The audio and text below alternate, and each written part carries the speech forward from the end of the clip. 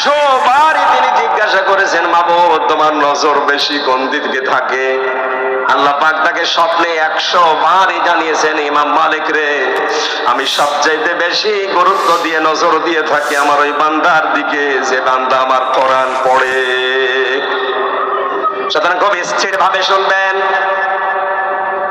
প্রধানমন্ত্রী আজকে যদি বলে আমার কাছে অমুককে নিয়ে আসো, আমি তাকে দেখবো, মানুষ পাগলের মতো এই 400 কিলো দূর থেকে ছুটে যাবে। কথা বলে না কেন?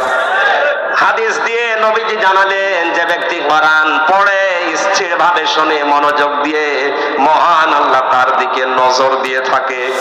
সুতরাং তাম দুনিয়ার সব প্রধানমন্ত্রীর চাইতে আল্লাহর নজর পাওয়া জরুরি কিনা? আরো জোরে বলেন। তোমার পথে চলতে গিয়ে মরণ যেন হয় আমার, তোমার কথা বলতে গিয়ে না পাই যেন ভয়। আমার নামটাই মনে হয় ডেঞ্জার না? নাম শুনলেই মানুষ ভয় পায়। মনে মনে ভাবছে যে নাম পাল্টিয়ে নরম কোন নাম দেব কিনা। আজকে আসার সময় একটা হাদিস পড়ছিলাম, ইবনে মাজাহ শরীফের 4036 নম্বর হাদিস। আল্লাহর নবী জানিয়েছেন, এ পৃথিবীতে ধোঁকার সময় আসবে। কিসের সময়? হাদিসটা শোনার পরে আপনি দেখবেন তো এখন ওই সময় এসেছে কিনা। খারাপ মানুষকে ভালো মানুষ বলতে বাধ্য করা হবে। এটা জোরে বলার দরকার। ভালো মানুষগুলোকে খারাপ বানানোর চেষ্টা করা হবে সর্বাত্মক ভাবে। আমানতের খেয়ানত হবে, বিশেষ করে রাষ্ট্রীয় সম্পদ লুটপাটের মহা উৎসব চলবে। 4 নম্বরে ভালো মানুষকে লুটপাটকারী বানানো হবে। সুবহানাল্লাহ বলবেন না নাউজুবিল্লাহ? হাদিসে যে 4টা পয়েন্ট বললাম, আমার মনে হয় 1500 বছর আগে নবীজি যা বলেছিলেন, এখন অক্ষরে অক্ষরে বাংলাদেশের সাথে খাপের খাপ, মমতাজের বাপ মিলে গেছে। কঠিন পরিস্থিতি এখন চলছে, যেটা হাতে আগুন রাখার চাইতে ঈমান রাখা বড় কঠিন। এই অবস্থায় কোরআনে কারিমের এই মহতী অনুষ্ঠানে যে আল্লাহ আমাদেরকে নিয়ে আসলেন সুস্থ অবস্থায়, খুশি হয়ে বলছে আলহামদুলিল্লাহ। লা তুহসা আজাইবুহু ওয়া লা তুবলা গরাইবুহু ফীহি মাসাবিহুল হুদা ওয়া মানারিল হিকমা আও কামা ক্বালা আলাইহিস সালাতু ওয়াস সালাম। নবীজি বলেন, কোরআন নাযিল করার ধারাবাহিকতায় আল্লাহ এমন এমন জিনিস দিয়েছেন, এর আশ্চর্য গণনা করে কোনোদিন মানুষ শেষ করতে পারবে না। হাসায়া শব্দের শাব্দিক অর্থ গণনা করা। দিন যত যাবে কোরআনের আশ্চর্যকারিতা তত বৃদ্ধি পাবে। আজকে এই যে লক্ষ জড়তার ঢল, এটাও কোরআনের একটা আশ্চর্য ম্যাজিক। কথা বলেন, এটা একটা কোরআনের মুজিজা নয়? এত বাধা দেওয়ার পরেও যদি মানুষকে এভাবে একত্রিত হতে কোরআনের ময়দানে বাধা দেওয়া না যায়, আমার মনে হয় রাম বাম নাস্তিক মোরতাদ যারা এই দেশে কয়েকটা আছে, তাদেরকে এই মুহূর্তে বিশ্বাস করা দরকার, কোরআন এদেশ থেকে বিদায় করা যাবে না। আলা তুবলা গরাইবুহু, এ কোনোদিন পুরাতন হবে না। দিন যত যাচ্ছে কোরআন পুরাতন হচ্ছে না নতুন হচ্ছে? যার অন্তর যত পরিষ্কার, কোরআনে কারীম তার কাছে তত বেশি ভালো লাগে। আল্লাহ রাব্বুল আলামিন বলেন, ইন্নামাল মুমিনুনা আল্লাযীনা ইযা যুকিরাল্লাহু ওয়াজিলাত কুলুবুহুম ওয়া ইযা তুলিয়াত আলাইহিম আয়াতুহু যাদাতুহুম ঈমানা ওয়া আলা রাব্বিহিম ইয়াতাওয়াক্কালুন। সূরা আনফালের 2 নম্বর আয়াতে আল্লাহ জানিয়েছেন, এই পৃথিবীতে মুমিন সত্যিকারের তারা, যাদের সামনে আল্লাহর নাম উচ্চারণ হলে তাদের অন্তরাত্মা কেঁপে ওঠে। কোরআনে কারিমের আয়াত দিয়ে যখন তাদেরকে বোঝানো হয়, তাদের ঈমান যা আছে ওইটা আরো বেড়ে যায়। এখানে তেলাওয়াত শব্দটা আল্লাহ দিয়েছেন, ওয়াইদা তুলিয়াত আলাইহিম আয়াতুহু যাদাতুহুম ঈমানা। সারাদিন গরুকে আমরা দেখি এরা লতা পাতা ঘাস খড় কোটা এগুলো খায়, রাতের বেলা দাঁড়িয়ে অথবা বসে জাগর কাটে, যেটা এইটার নাম আরবিতে তেলাওয়াত। আমরা এখান থেকে যতটুকু সেই সকাল 10টা থেকে রাত 10টা পর্যন্ত শুনছি, কালকে সকাল থেকে আমরা জাগর কাটা তেলাওয়াত করা আরম্ভ করব ইনশাআল্লাহ। কোরআন শোনার পরে আমাদেরকে বাড়ি যাওয়ার আগে আল্লাহ বলেন তাদের সিদ্ধান্তটা এমন হয়ে যায়, ওয়া আলা রাব্বিহিম ইয়াতাওয়াক্কালুন। তারা এই সিদ্ধান্ত নিয়ে পেকুয়ারে এই দিগন্ত ফাউন্ডেশন থেকে বিদায় নেওয়ার সময় এই মনে করে যায়, যত কিছু ঝড় ঝাপটা আসুক আমরা ভরসা করব আল্লাহর উপরে।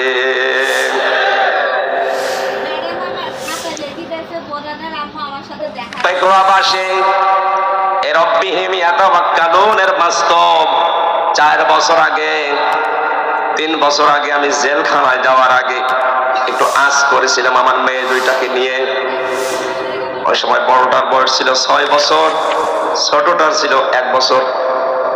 আমি দেখেছি বড়টাকে কোলে নিয়ে উপরে তুললে কান্নাকাটি করে, আর ছোটটাকে কোলে নিয়ে উপরে তুললে যত উপরে ছুঁড়ে মারি তত হাসে। ওই সময় বুঝেছিলাম যে বড়টা উপরে তুললে হাসে, ছোটটা উপরে তুললে হাসে, বড়টা তুললে কাঁদে কেন?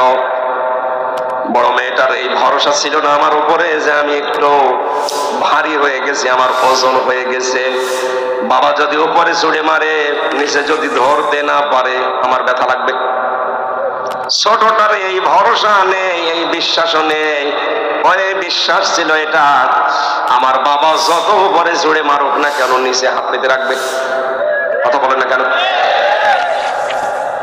আমার এই ফারিহা জান্নাতের মতো আল্লাহর উপরে আমার উপরে যেমন ভরসা ছিল, পৃথিবী যত গরম হোক, যত কঠিন হোক, অবস্থা যত বেগতিক হোক, আল্লাহর উপরে তাওয়াক্কুল ভরসা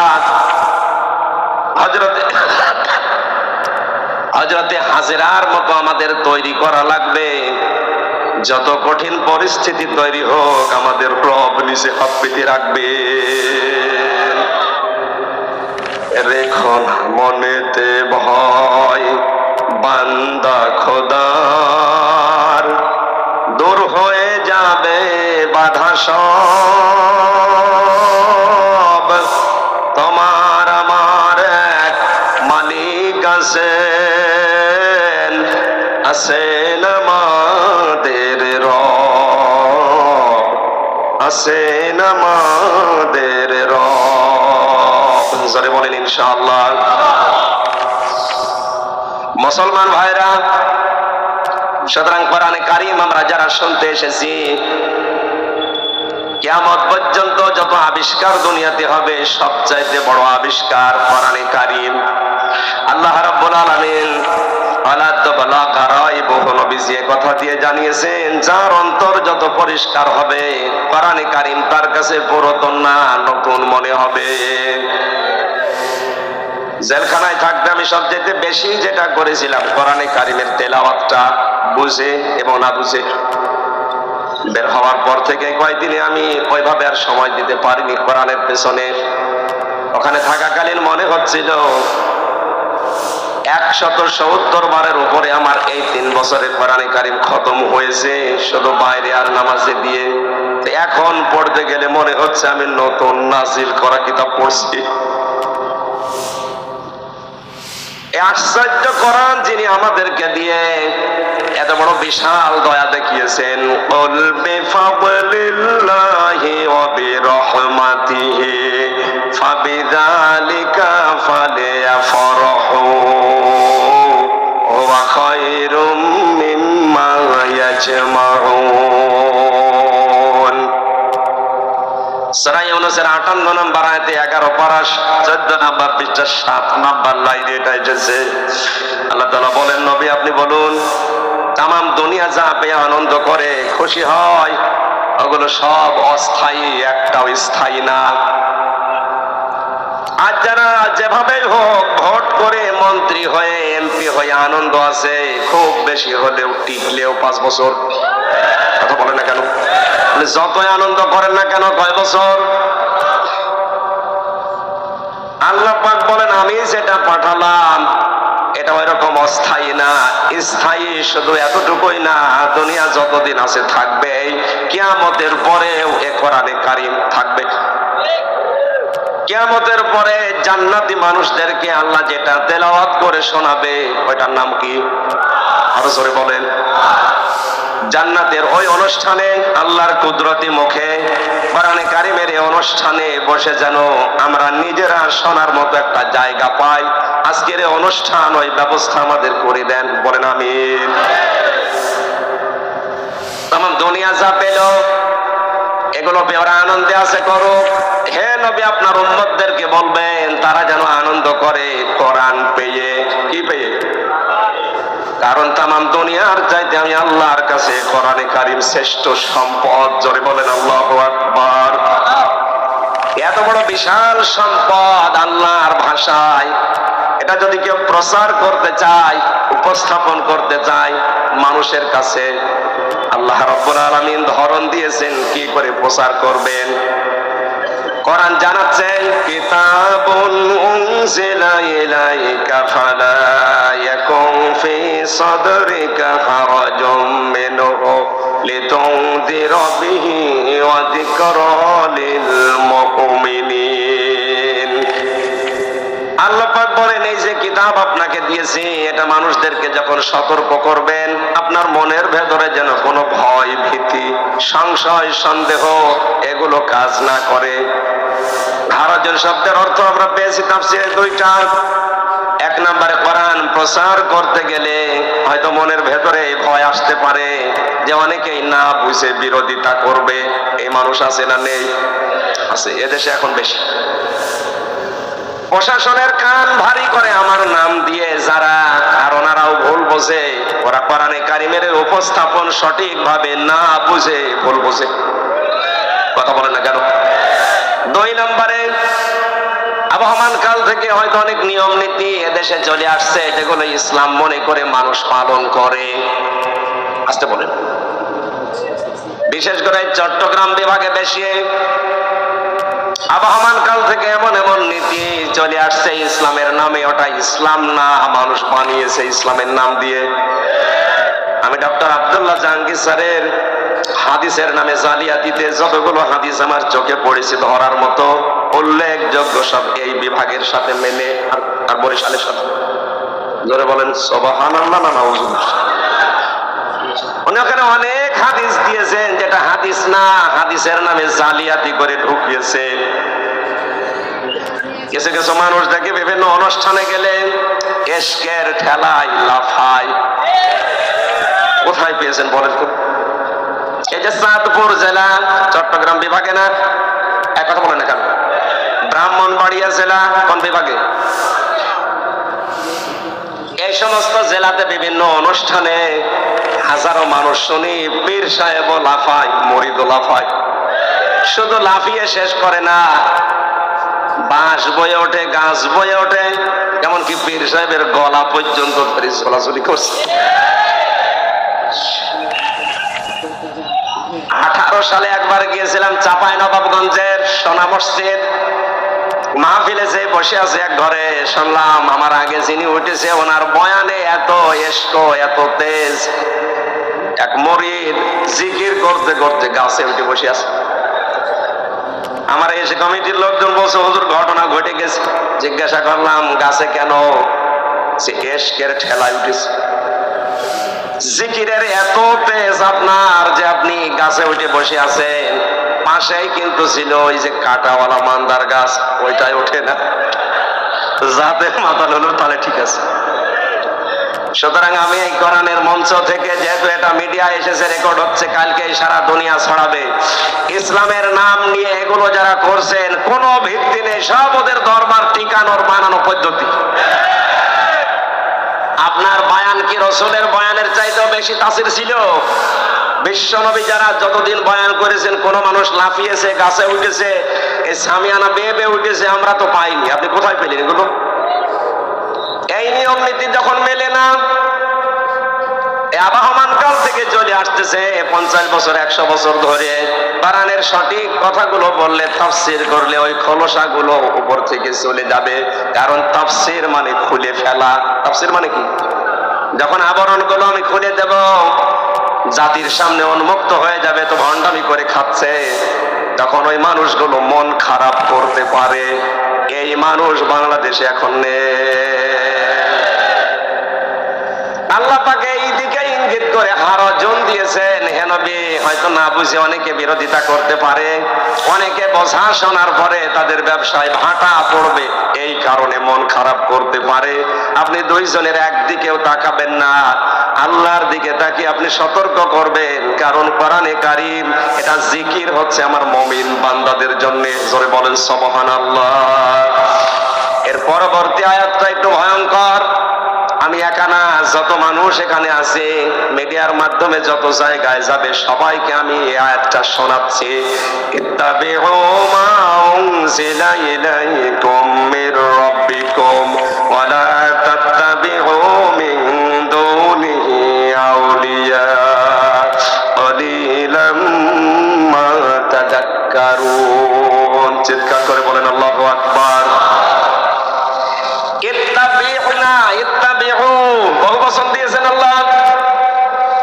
অপেক্ষাবাসী পৃথিবীর মানুষকে এই ময়দান থেকে জানাও, সবাই মিলে তোমরা অনুসরণ করো, ইত্তেবা করো, দেখে দেখে চলো।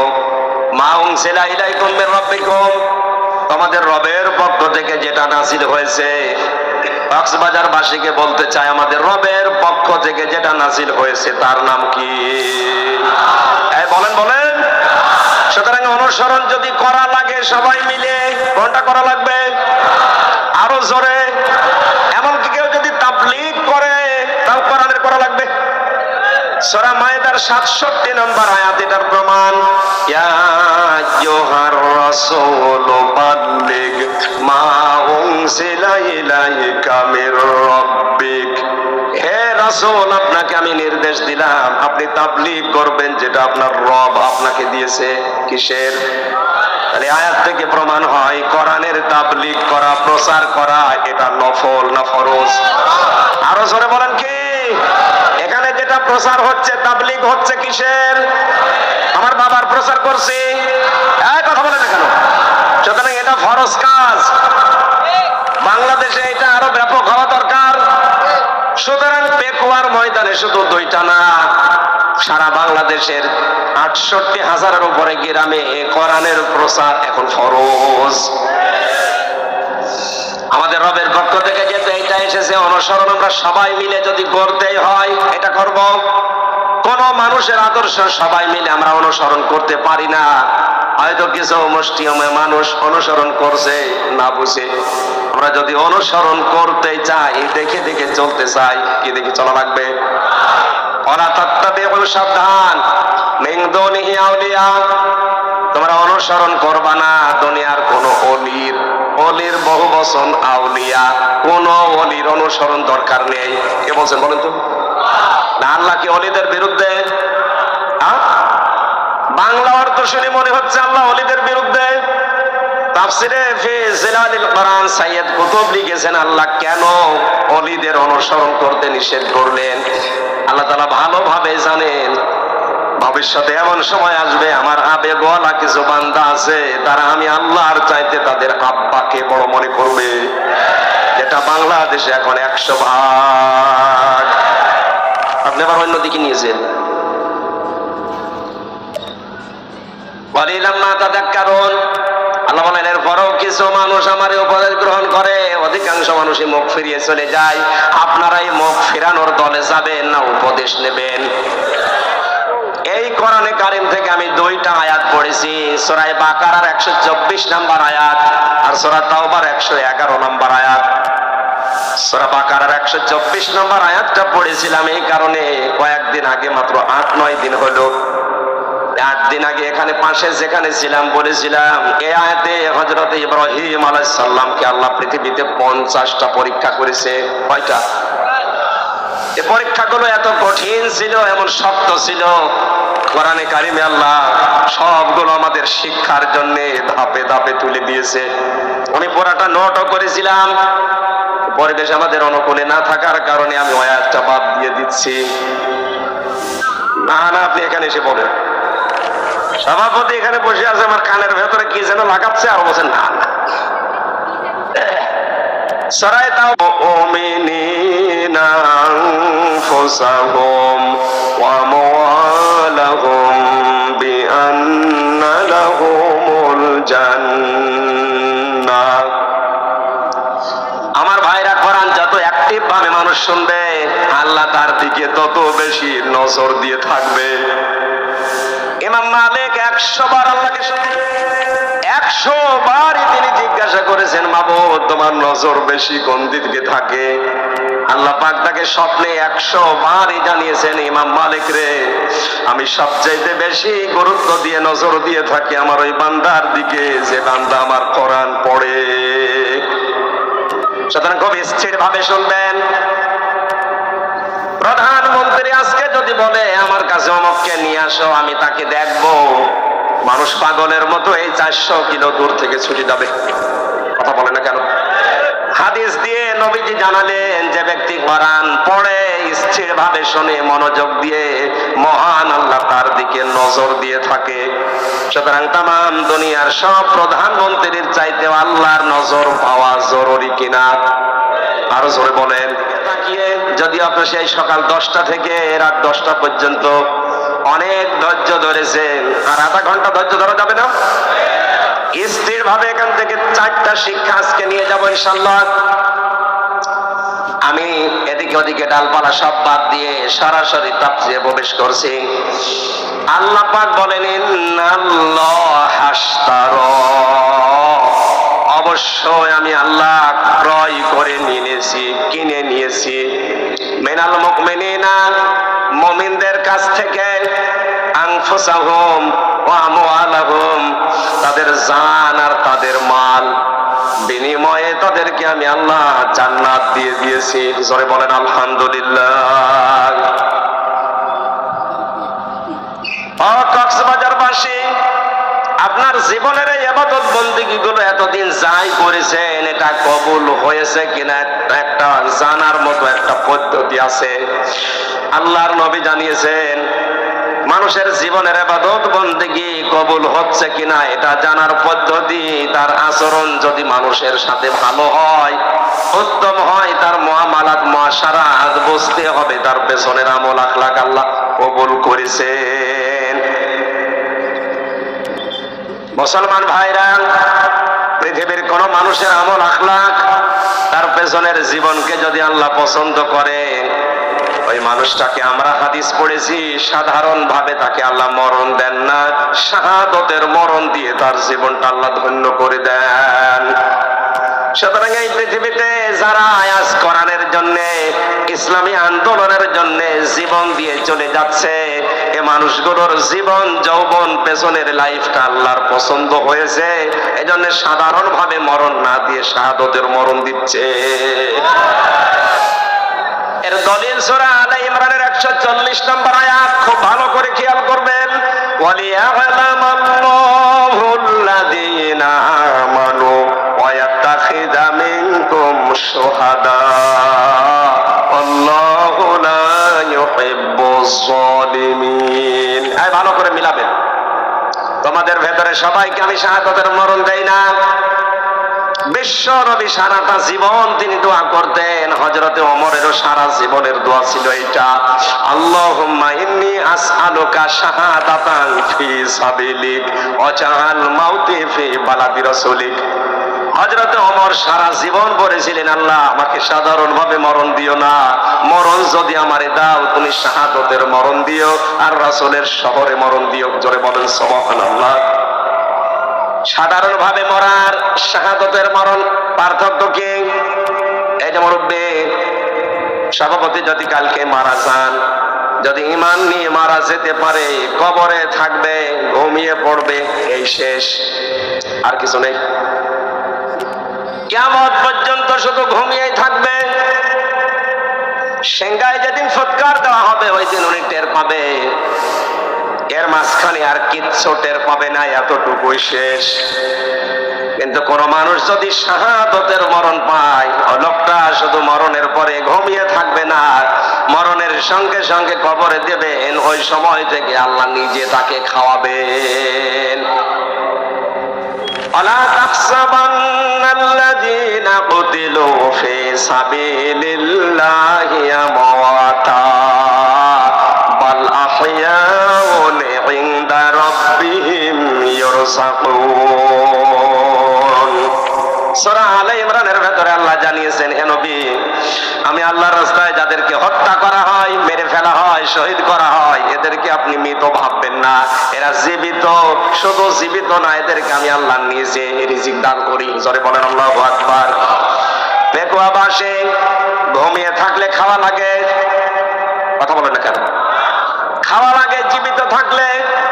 সুতরাং এই দেশে যাদেরকে গুম করা হচ্ছে, খুন করা হচ্ছে, ফাঁসি দেওয়া হচ্ছে অন্যায় ভাবে, মানুষগুলোকে যাদের শহীদ করা হয় পৃথিবীতে, এদের জীবন যৌবন পেছনের লাইফ আল্লাহ পছন্দ করেছেন। নয়তো সাধারণ ভাবে মরণ দিয়ে ঘুমিয়ে রাখতো। যেহেতু আল্লাহ তাদের জীবন যৌবন পছন্দ করেছে, তাদের প্র্যাকটিক্যাল লাইফটা আল্লাহর ভালো লেগেছে, এজন্য ঈমান নিয়ে মরণের পাশাপাশি তাদেরকে আল্লাহ শাহাদতের মরণ দিয়ে ধন্য করছে। নবীজির চাচা হযরতে হামজা রাদিয়াল্লাহু তাআলা আনহু ইন্তেকালের প্রায় 30 বছর পর তার কবরটা একবার মদিনায় ঢল হওয়ার কারণে ভেঙে গিয়েছিল। ওই সময় ছোটবেলায় তার সাথে যারা যুদ্ধে লিপ্ত হয়েছিল, এখন তারা বড় হয়ে গেছে। রক্ত অনুসন্ধান করতে করতে যে দেখে হযরতে হামজার যে সমস্ত জায়গায় কাফেররা তরবারি দিয়ে আঘাত করেছিল, ওই ক্ষত চিহ্ন দিয়ে ফেনকি দিয়ে রক্ত বের হচ্ছে। আমার প্রশ্ন হচ্ছে, মানুষ যদি খাবার খায় তাহলে রক্ত গোশত তৈরি হয়, কথা বলেন ঠিক কিনা? খাবার না খেলে তার রক্ত তৈরি হবে কি করে? এই আয়াত দ্বারা হযরতে হামজার জীবনী দ্বারা প্রমাণ হয় যে মানুষগুলো শাহাদত বরণ করে, ওদেরকে আল্লাহ এমনিতে ঘুমিয়ে রাখে না, খাবার খাওয়ান। আমাদের জীবনের একমাত্র চাহিদা, তোমরা যেটা চাও আমাদেরকে মেরে ফেলতে, আমরাও মরতেই চাই, কুকুর শিয়ালের মতো না, আমরা মরতে চাই শাহাদতের মরণ নিয়ে। আমরা মরণ চাই কিসের?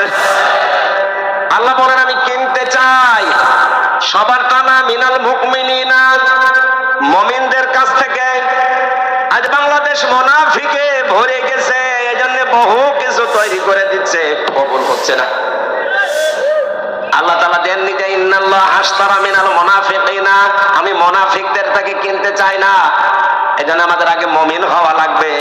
মুমিন না হয়ে মসজিদ বানিয়ে টাইলস লাগিয়ে দিলেও কবুল। আরো জোরে বলেন, আমার কথার ওজন কত আপনি টের পাচ্ছেন?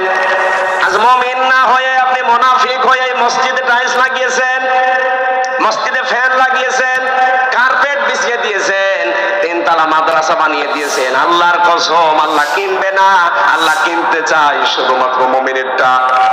আর মুমিন ওই লোকটা যে ভালো কাজে আনন্দ পায়, অন্যায় কাজ দেখলে তার কষ্ট লাগে। আজকের কাজটা ভালো কাজ না অন্যায় কাজ? যারা বলেন, এই ভালো কাজে আজ আনন্দ যারা এলাকায় পায়নি, এটা বন্ধ করে দিলে যাদের খুশি হতো, এরা ইমানদার না মুনাফিক? ওরা যদি পুরা পেকুয়া মাদ্রাসা বানিয়ে দেয়, কবুল হবে? বলেন বলেন, শক্ত হয়ে যাচ্ছে না? এইটা আয়াতের কথা। আমরা জানি কোন বিষয় যদি কেউ বেচা কিনা করতে চায়, চারটা জিনিস সামনে রাখা লাগে। একটা সম্পদ লাগে, কি কথা বলে না, একটা মূল্য লাগে, কি আর একজন বিক্রেতা লাগে যে বেচবে, একজন ক্রেতা লাগে যিনি কিনবে। এবার আপনার মগজ, আপনার মাথা এদিকে দেন, এখানে সরাসরি ক্রেতাকে আরো জোরে, জোর হলো না? উনি কি আমাদের মতো মেধা নিয়ে আছে? বলেন, উনি এত সক্ষম, আমরা বাজারে গিয়ে পচা মাছ কিনতে চাই না। আমাদের আল্লাহ, আমাদের মালিক যিনি, তার যোগ্যতা, তার সক্ষমতা কত বেশি আপনার কল্পনায় ধরবে না। তিনি যদি কোনো কিছু কিনতে চায়, পচা জিনিস, অবৈধ জিনিস, মিথ্যা জিনিস কিনবে। আজ বাংলাদেশে যাদের সব কিছু মিথ্যার উপরে গড়ে উঠছে, ওদের জীবন আল্লাহ কিনবে। আরো জোরে, ওদের মাদ্রাসা কিনবে, মসজিদ কিনবে, ওদের তাবলিগ কিনবে। আপনি যদি বলেন এখন শুধু আমার গায়ে পড়ছে না, আপনাকে আমি বাঁচার জন্য বলছি। আল্লাহ ইন্নাল্লাহ হাশতারা মিনাল মুনাফিকিনা দেননি, ইন্নাল্লাহ হাশতারা মিনাল কাফিরিনা দেননি, ইন্নাল্লাহ হাশতারা মিনাল মুশরিকিনা দেননি। আল্লাহ দিয়েছেন ইন্নাল্লাহ হাশতারা মিনাল মুমিনিন। আপনাকে আগে মুমিন হওয়া লাগবে। কি হওয়া লাগবে? আরো জোরে। মুমিন হওয়ার জন্য আয়াতের পরবর্তীতে 10টা গুণ আল্লাহ দিয়েছেন। এই গুণগুলো যদি আমরা অর্জন করতে পারি, মহান আল্লাহ বলেন যালিকা হুয়াল ফাউজুল আযীম, এদের জীবন হবে মহা সফল। জোরে বলেন আল্লাহু আকবার। প্রথমে ফ্যানটা দিয়ে গলাটা বসে গেছে, কষ্ট হচ্ছে। না না, কিছু লাগবে না। যেটা করেছিলাম সেটা পারলাম না, তো ওই জন্য হচ্ছে না। কোরআনে কারীম আমি যেই ধাঁচে বোঝাচ্ছি, আপনি কি বুঝতেছেন? তাহলে আমাদেরকে কিছু বিক্রি করতে হলে কি হওয়া লাগবে? আরো জোরে। মুনাফিক হলে, মুনাফিকের যে আচরণগুলো আমরা জানি, তার 1 নাম্বার কথা বললেই, কাজ করলেই মিথ্যা কথা বলে, মিথ্যা কাজ করে। আজ তাদের জীবন যৌবন কথাবার্তা সব জাতির সাথে মিথ্যা। ওদের 6000 মসজিদ বানিয়ে দিল, কবুল হবে না? এবার কোন হুজুর নিয়ে আসবেন? নিয়ে আসেন।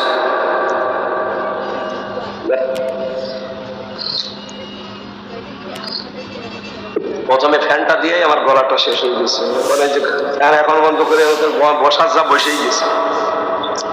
এখন আর কি করা গেল? মুসলমান ভাইরা, আমি আপনাকে বলছি, মুসলমান ভাইরা আপনাকে বলছি, ইমানদার না হয়ে তামাম দুনিয়া মসজিদ বানানেও লাভ নেই। আপনি করছেন কার জন্য? বলেন বলেন। উনি তো কিনতে চান না আপনারটা, কারণ মুনাফিক কথা বললে কি বলে? আমানত রাখলে। আরো জোরে। রাষ্ট্রের সম্পদ যারা আত্মসাৎ করে বেগম পাড়া বানিয়েছে, ওরা কিয়ামত পর্যন্ত বাংলাদেশে মসজিদ বানালেও কবুল হবে না। এখন জানো না, জোর করে কবুল করাবো বাবারটা। আমানত রাখলেই খেয়ানত করে, কথা বললেই, কাজ করলেই মিথ্যা কথা বলে, মিথ্যা কাজ করে। আর ওয়াদা দিলে ঠিক রাখে না, ওয়াদা গুলো ভঙ্গ করে। কত ওয়াদা আমরা কত বছরে, 50 বছর ধরে অনেকের কাছে পেয়েছি।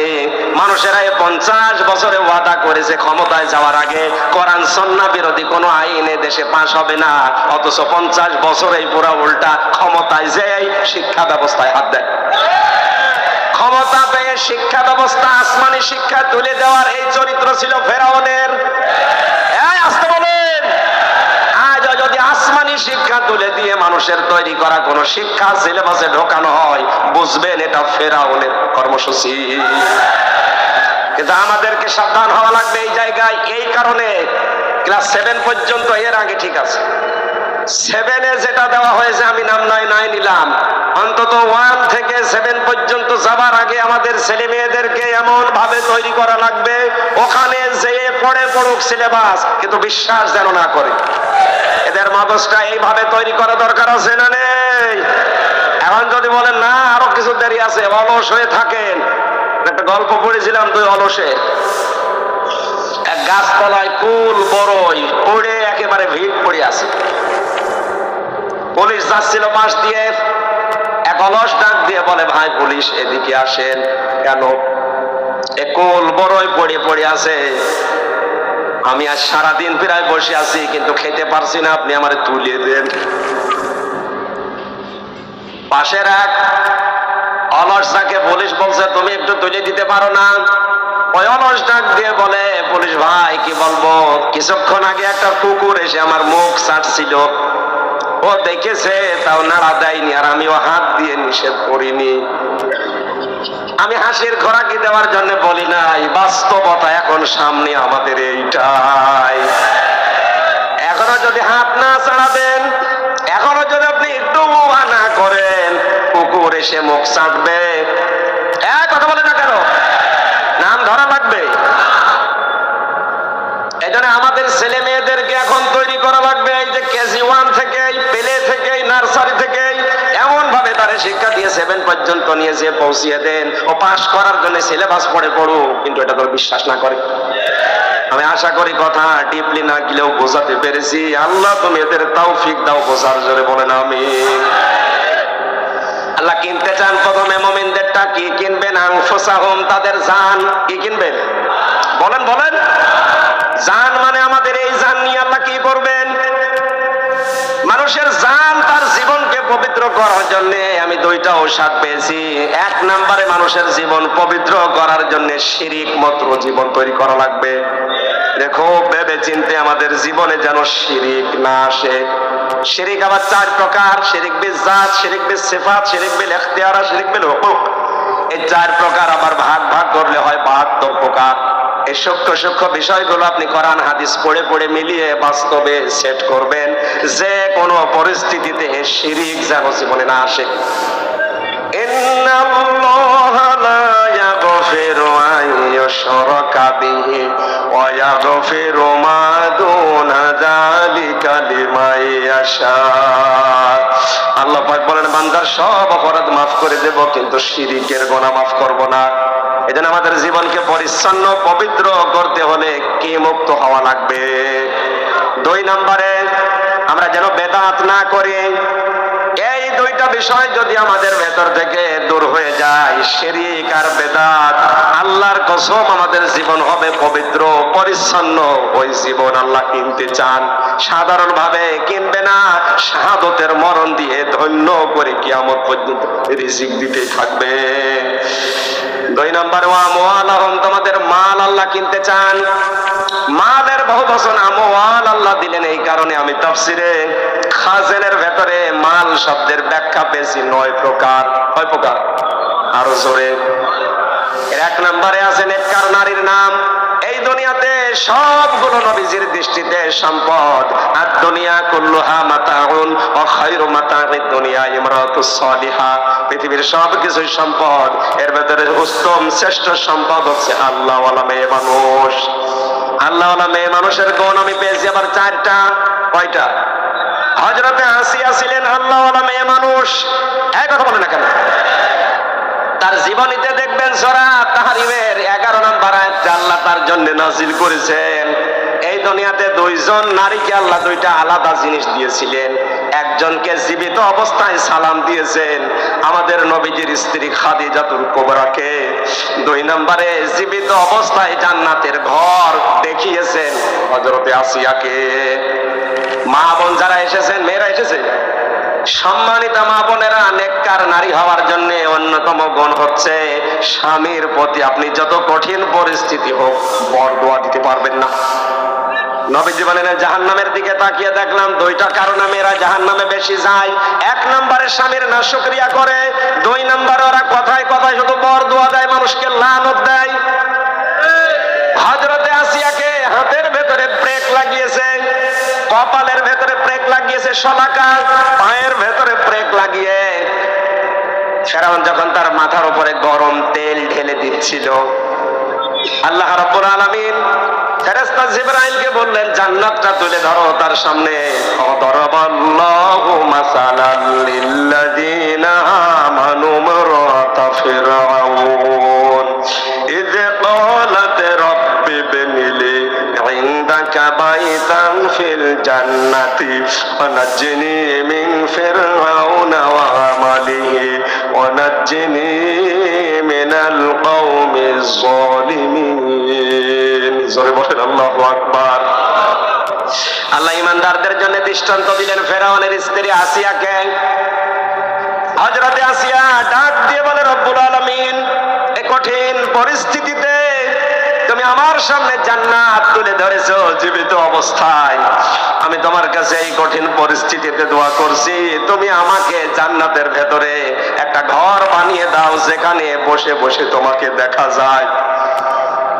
আপনি চিন্তা করেন, এত কঠিন পরিস্থিতি, হাতে পায়ে কপালে ব্রেক, মাথার উপরে গরম তেল ঢালা হচ্ছে, তিনি স্বামীর জন্য ওই মুহূর্তেও বরদোয়া দেননি। তিনি বলেছিলেন, ওনাজ্জিনি মিন ফিরআউনা, তুমি আমাকে ফেরাউনের কবল থেকে বাঁচাও, ওনাজ্জিনি মিনাল কওমিজ জালিমিন, এই জালিম সম্প্রদায় থেকে, ফেরাউন যাদেরকে দিয়ে আমার উপর অত্যাচার চালায় তাদের জুলুম থেকে তুমি আমাকে বাঁচাও, কিন্তু তুমি রাগ করে আমার স্বামী ফেরাউনের উপরে গজব দিও না। বাংলার মেয়েরা, এত কঠিন শাস্তি দেওয়ার পরেও যিনি স্বামীর উপরে বরদোয়া দেননি, তিনি বলেছিলেন, আল্লাহ তুমি আমাকে বাঁচাও, কিন্তু আমার স্বামীকে তুমি গজব দিয়ে ধ্বংস করো না। এ কি ভালো স্বামী? কথা বলেন। এ পৃথিবীতে ফেরাউনের মতো স্বামী কারো হয়েছে কিনা আমি জানি না, কিয়ামত পর্যন্ত মনে হয় হবেও না। এত বড় ভয়ঙ্কর স্বামী শাস্তি অবস্থায় যদি বরদোয়া না দেয়, আপনি একটা সাবান কম হলে আপনি বরদোয়া দেন, গালি দেন, আপনি মানুষ, আপনি আবার নেককার দাবি করছেন। দ্বিতীয় নম্বর, যাদের চরিত্র মহিলাদের জন্য আদর্শ বলা হয়েছে, 6 জন কথা আমি লিখেছিলাম এখানে, তার 6 নম্বরে হযরতে ফাতেমাতুজ জোহরা। ফাতেমাকে আল্লাহ 2টা কারণে জান্নাতের নেত্রী বানিয়েছেন। 1 নম্বরে তার সারাটা জীবনে তিনি পর্দা লঙ্ঘন করেননি। 2 নম্বরে তিনি যতদিন বেঁচে ছিলেন স্বামীর মনে দুঃখ দেননি। একবার একটু দুঃখ পেয়েছিল, সঙ্গে সঙ্গে তিনি পরিবর্তন করে নিয়েছেন নিজেকে। তার পেছনে কারণ ছিল, তার বাবা হযরতে মুহাম্মদ রাসূলুল্লাহ ডাক দিয়ে বললেন, মা ফাতেমা, তুমি আর যাই করো না কেন, আমার জামাই আলী যদি তোমার উপরে বৈধ কাজে নারাজ থাকে, আমি তোমার বাবা নবী হয়ে বলছি, তোমার জানাজায় আমি যাব না। আজ বাংলার বাবারা যদি মেয়েদেরকে এভাবে একটু শাসন করে দিত, হাজার হাজার পরিবার ভাঙ্গা থেকে বেঁচে যেত। বাবারা আরো সাহস দেয়, কিছু হলে তুই চলে আসবে, অন্য জায়গায় বিয়ে দেব। এক মেয়ে বিয়ে দিবা কয় জায়গায়? মালের যে 9টা ব্যাখ্যা আমার গলায়